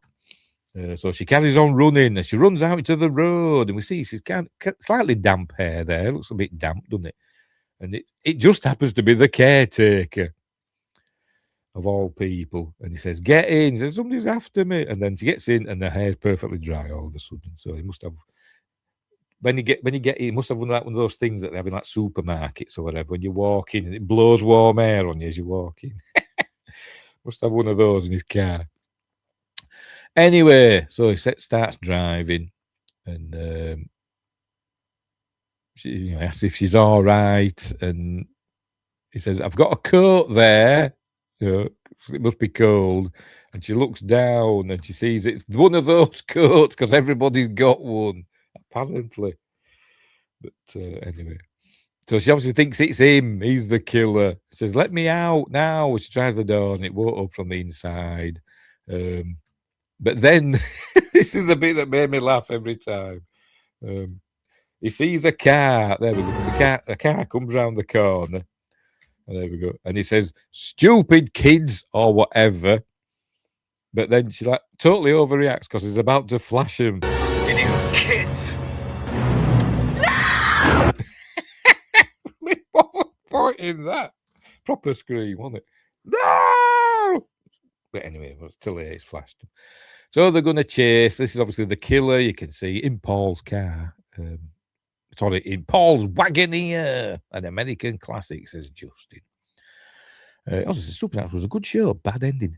That last episode of Supernatural was bloody awful, wasn't it? It was terrible. Anyway, I used to love Supernatural, but that final episode was the worst. Anyway, there we go. So the killer's chasing after them. Crash the car. There it goes. There we go. Crashes the car. Apparently the director was unhappy with this. He says the crash wasn't very good. It was a bit of a damp squib, but cool editing, nifty editing saved it. But yeah, it didn't do very well. It just did that. But anyway, so I presume he's dead. I don't know. We never find out if he's dead or not. He's just a bit bashed in. I don't know, but maybe he's fine. I don't know, because she gets out and runs off. There she goes. There's a lot of running, does Natalie. Meanwhile, Reese has gone back to her office and got her big gun out. I don't know. Is it a Desert Eagle? I don't bloody know. Does it say on the side? Can't make it out. Anyway.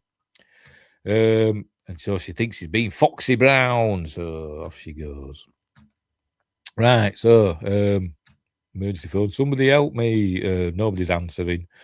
And then over at Stanley Hall, we see there's a light on and she hears screaming or something from Stanley Hall. So over she goes to check that out. Gets in through, there we go, a window. Stunt rats, apparently. Stunt rats. They had to, for this is a set they're in now, I think. I think they said it's a set. It's either a set or part of an old building. No, it's not an old building. They filmed this in... somewhere on the university or whatever, and said it was a really nice building that they made look horrible. But they had to put things all the so the rats couldn't escape. That's what I'm trying to say. Anyway, in she goes. Following the sound of the screaming and stuff. So we're in Stanley Hall now, by the way, where the massacre happened. Wingray says the boys probably going to end horribly too, since he came out and said he's worried that people will judge the whole show by the finale. Eric Kripke. But at least he didn't have any. Well, I don't know. Did he have anything to do with Supernatural at the end? I know it did. It was like, it involved the first 5 seasons, but didn't he step away after that? Did he come back? I don't know. For the end, I don't know. Was it a 9mm Beretta? Right, fair enough. I don't know guns. I'm British. I don't know guns.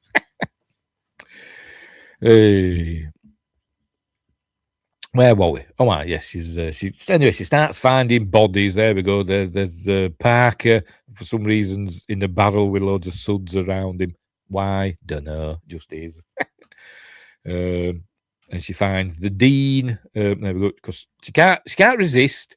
She brushes up against a hand there, and she can't resist. She's got to see who's underneath. I'd be just like, I don't want to know. I don't want to know who's under there. But I suppose maybe she's looking to see if they need help, maybe. But it's the dean who's quite dead. Whoever this killer is tidying up after themselves really well, aren't they? And then she opens this cupboard, and there's poor Damon hanging there. And then so she ends up in another with all candles in. So somebody's sorted this room all nice, but loads of candles in it. And there's Brenda there on the bed, and I think she thinks Brenda's dead because she sits down and she gets all sad. Oh, Brenda. And then she turns around and Brenda sits up and knocks her out and smiles because Brenda's the killer. So there we go. So, right, and when she wakes up, Natalie, we see that Brenda has donned her killing coat. Hang on, Justice says, Soldier Boy better live. He didn't have anything to do with the finale of Supernatural. Eric Kripke, yes. But Jensen called him and asked what he thought about Dean's death. He liked it. Bloody awful it was. It was awful. Anyway, right, so she's gonna do a big exposition dump now as to why she's doing what she's doing. So anyway, right. So she's and she's gonna do it through some. She's not only set up all the candles, she's actually set up a projector as well. Visual aids, she calls them. So anyway. So here we go. She's asking why. So it says, okay, I've got some visual aids. So here we go. There we go. It shows like she's got a projector set up there with some slides. Oh dear, I was going to just tell her. I don't know, but anyway. There we go. We see she was the girlfriend, the fiance, none other than the fella that died 2 years earlier, at the hands of essentially Michelle and Natalie. So there we go. So she obviously blames Michelle and Natalie for the death of her beloved. Justin says, yeah, I fear the boys' ending will be rubbish. Maybe so, I don't know. Because the universe is never going to end, is it? Well, not for a while, because they're calling it the VCU, aren't they? So we're getting other shows, aren't we? Vought Rising and all that stuff. Even though they're cancelled, is it Gen Z? No, not Gen V. But anyway. There's supposed to be one set in Mexico, or is that one being cancelled? Anyway, we digress. So this is why she's doing it. There we go. There I am, Natalie, with my boyfriend. We were going to get married after graduation, and you took him away from me and all that stuff. So she's been for counselling and it hasn't worked. So she's gone on a murdering spree. And anyway, so that's what she's saying. So she's going to do one last urban legend. So she's going to cut out her kidney, because that's another urban legend, isn't it? So there we go. There we go. My favourite UL, and all that was a UL urban legend, obviously. So there we go. Go to a hotel room with a woman, you end up unconscious, and you wake up in the bath full of ice, and one of your kidneys is gone. And that urban legend. So she's going to do that. Meanwhile, Reese is on the way with her big gun. She keeps showing that and hoping we've forgotten that she's got another gun. But anyway, I want to watch Vought Rising, but if Soldier Boy dies in the next two episodes, I won't watch. But he'll be around for Vought Rising, won't he? It reminds Vought Rising, I think it's going to be like Watchmen, in the flashbacks of Watchmen, when it shows them, in the 40s and all that. But anyway, unless he dies a true hero, we'll see, won't we? Wingrace says, I've already moved on to liking Invincible over The Boys. I've not seen season 2. I wasn't a huge fan of season 1. We're all right, but, I'm a huge fan of it. This season has been, I don't know, not sure where they're going. I've quite enjoyed it, I must admit. It's on the nose, with its Trump allegory and all that stuff. Ice and, blah, blah, blah. It's a bit on the nose, but I still kind of enjoy it. Anyway, so here comes Reese. There we go. She obviously sees something's going on in Stanley Hall, but Brenda's going to start chopping up. What's her face? Natalie. So, she bites her. She says something here, actually. She says something about a gag. Where are we? There we go. Guess she'll just have to bite down real hard on that gag. Because she says, I ain't got any anaesthetic. Because she's going to cut a kidney out, remember. Bite down really hard on that gag. But she ain't got a gag, as we see in a minute. She's just going to put some tape over her mouth. Like, now look. And then she bites her and slaps her. And then puts some tape over her mouth. But she's just duct tape. So she ain't got a gag. So I'm guessing that was something maybe that they forgot about. Don't they have a script supervisor? Anyway, so she starts cutting, look. And I'm guessing this is not a deep cut because it never gets mentioned again. I'm sure she's fine because in comes Reese to save the day. Drop the weapon, get up against the wall and all that stuff. But she slashes at Reese with a flick knife. There we go. And Reese falls down. And Brenda picks up the gun, says, well, I'll shoot you instead then. But at least Paul will be with me. And then Paul comes in clapping, saying, well done. Ooh, pardon me. Is that trying to make out as though he's in on it with Brenda, but he's not really. And she doesn't believe him because he says, give me the gun and I'll sort it all out. But there you go. And she says, I'm not that stupid. And she's about to shoot him. But remember, she had another gun, look, from earlier in the film. So she shoots Brenda with that. And then Brenda drops the gun. And Natalie picks it up and blows Brenda away. Boom, through the window. Out she goes. And falls somewhere. And falls somewhere. Remember, it's supposed to be in the snow. So I suppose she should have fallen into a big snowbank. Because spoilers, she's not dead. So I don't know where she's fallen. Maybe it's muddy. I don't know. She's fine. And I'm guessing she's got a bulletproof vest on as well. Or like she's done the Clint Eastwood or Ned Kelly and she's got a metal thing there or whatever. I don't know. But anyway. Wingrace says Invincible Season 4 just ended. You've got a lot left. She says Invincible is excellent, but where they're at in the story is the high mark. Second half of the story, kind of didn't like. Okie dokie. Anywho, so there she goes. She's falling. She's fine. Anyway, so they're hugging, and Reese. Another bit here now that I laugh at as well. First time I actually laughed because he knew what was going on. Reese is there bleeding out because she's not only been stabbed, well not stabbed but slashed. I think she shot her as well. I think Brenda shot her as well. So she's not well. She's bleeding out. So there's we'll go and get help. So they both go. So don't say you stay with her and put pressure on it. That's what they usually say, don't they? Put pressure on it. No, they just leave her there on the floor. And bugger off. Look, we just see him driving. And then we get a bit of ADR. And the director said, we had to put this bit in. We had to ADR this bit, a bit of extra dialogue. Do you think Reese will be okay? Reese is going to be fine. The paramedics are on the way. So where the hell are they going then, these two now? They're fleeing the scene of a crime, it seems. For no reason. I don't know why. But they're driving off. And then, being all happy and talking about this will become another urban legend, but they'll change it a bit and all that stuff, which actually does happen at the end of the film. But he says, if they're going to change stuff, what will be the twist? And then suddenly, Brenda's there in the back seat because remember, she's fine. So they're fighting in the car, but she ends up going through the windscreen because he crashes the car. Any minute now. When they get on the bridge, here we go. Crashes the car. She goes through the windscreen into the murky water below. For Pete's sake, if it's short, there we go.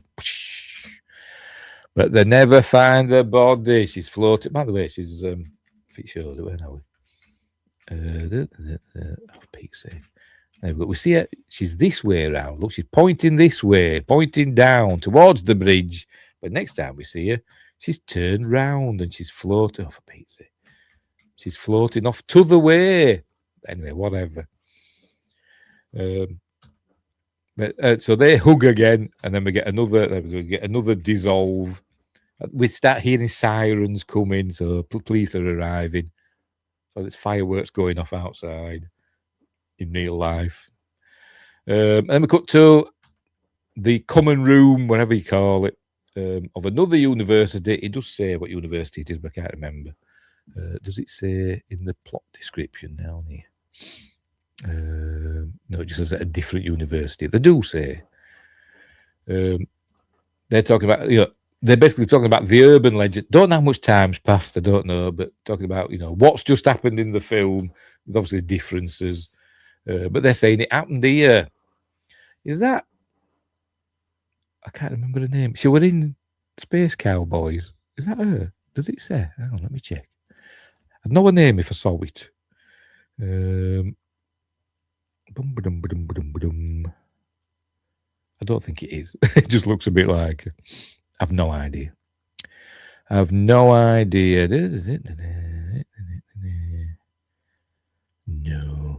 don't know. Anyway, whatever.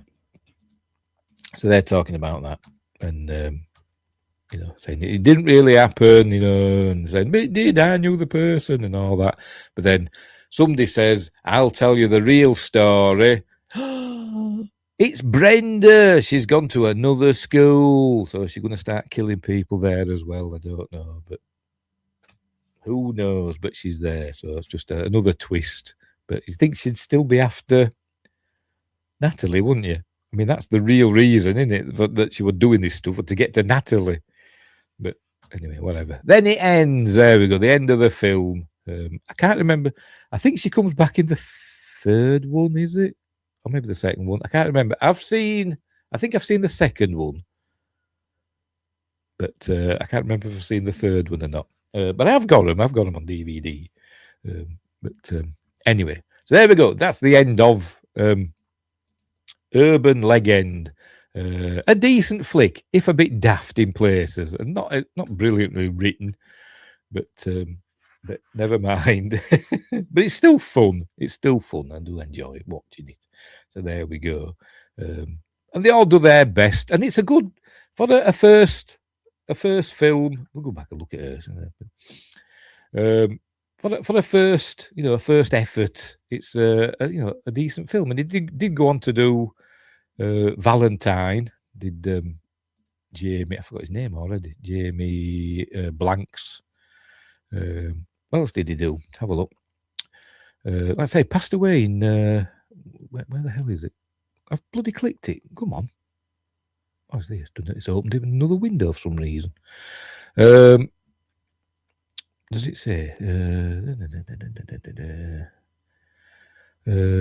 Yeah, just says he died in Melbourne, Victoria, on 16th of March 2026 at the age of 54, not 51. He was married to Simone Chin, and they had one son, Oliver. So, rest in peace, Jamie Blanks. But yes, he did Urban Legend, which was his first full movie, then Valentine, which is a good film. I think Valentine's better than Urban Legend. I like Valentine. Then Storm Warning and The Long Weekend. But that was his last film, 2008. But and then he did music for other films up to Crawl Space in 2012, and that's all it says. I don't know what he did after that. Maybe he just retired. I don't know. But he passed away in March this year, which is very sad. But anyway. Right, so there we go. Yeah, a good film. I do like it, and it is well made. As I said, one of these glossy teen horror films with some good deaths and all that stuff. And Tara Reid's cleavage, that's basically the high point of the film. And the well-dressed man getting run over by his own car. But anywho, right, so that's it. Go and watch it. In the description, it'll tell you how you can watch it on streaming and stuff like that. It's all down there. Right. We will leave it there. We're all done and dusted for another week. Just let me sort this out. There we go. Justin says it had the Scream feel. Yes, it did. Yes, it did. I think in reviews and stuff at the time, I think they did say, "Oh, it's a Scream rip-off," which it kind of is. But movies, Hollywood goes through these phases where you get lots of similar films out, don't you? So whatever. But it was a well-made Scream rip-off. I really like it. Oh, pardon me. And I'll watch the others at some point. We'll probably do them. Right, so we'll leave it there. We're all done and dusted. We're all done and dusted for another week. I don't know what I'm doing next week. I haven't decided. But what's coming up next? On Sunday, I'll be doing a UFO news live stream because there's been a big drop, hasn't there, of UFO news from the American government, which I think it looks rubbish, but whatever. But on Monday, where is it? Where have I put it? On Monday, for Magnificent Mondays, we're back to Planet of the Apes, and we're up to Conquest of the Planet of the Apes on Monday. So, yeah, that's that. Just says, Happy Mother's Day. Is it Mother's Day on Sunday for you? I think we've had ours, or is it later? I don't know when it is, but my mum's not with us anymore, so anyway. And we just says and says it as well. So Happy Mother's Day. Is it on? Hang on, let's have a look then. Well, where am I? There we go. Mother's Day. When is it? Yes, we've had ours in the UK. We're in March.